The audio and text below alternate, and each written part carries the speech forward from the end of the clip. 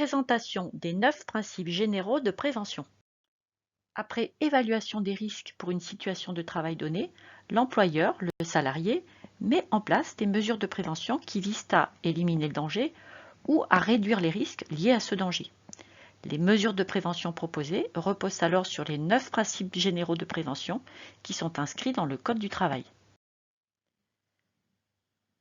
Parmi les 9 principes généraux de prévention, on trouve évaluer les risques, et cette étape précède l'étape de mise en place des mesures de prévention. On trouve éviter les risques, cela consiste soit à supprimer le danger, et cela consiste à agir sur le réservoir, c'est-à-dire cette entité qui contient un ensemble d'agents pathogènes, tels qu'une personne malade, ou bien la couche remplie de sel d'une personne malade, ou encore le gant qui a servi à la toilette d'une personne malade. Éviter les risques, c'est aussi agir sur l'exposition, c'est-à-dire sur les voies de transmission qui permettent au danger d'atteindre le salarié. Contraindre les risques à la source consiste aussi à restreindre l'agent biologique dans le réservoir dans lequel il est contenu, ou bien on peut encore remplacer ce qui est dangereux par ce qui l'est moins. Ceci consiste à éventuellement utiliser un produit moins dangereux ou bien à utiliser une procédure qui exposera beaucoup moins le salarié.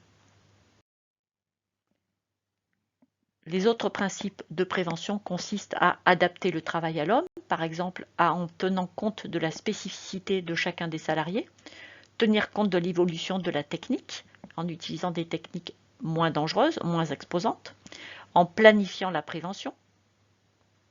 Il est important de donner priorité aux mesures de protection collective avant les mesures de protection individuelle. En effet, les mesures de protection collective protègent davantage de personnes que les mesures de protection individuelle. Par exemple, si un chariot utilisé par plusieurs personnes a été contaminé, il est important de penser en priorité à nettoyer et à désinfecter ce chariot. Les équipements de protection collective, tels que le poste de sécurité microbiologique, sont des exemples de mesures de prévention visant la protection collective. Mais il existe des mesures de prévention visant la protection collective qui ne sont pas des équipements de protection collective. Nous venons de le voir, par exemple, le lavage des infections d'un chariot qui est utilisé par plusieurs personnes, c'est bien une mesure de protection collective sans être un équipement de protection collective.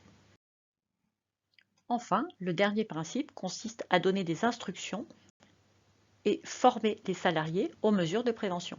Les mesures de prévention proposées combinent souvent plusieurs principes de prévention, donc il n'y a pas lieu de hiérarchiser les principes entre eux.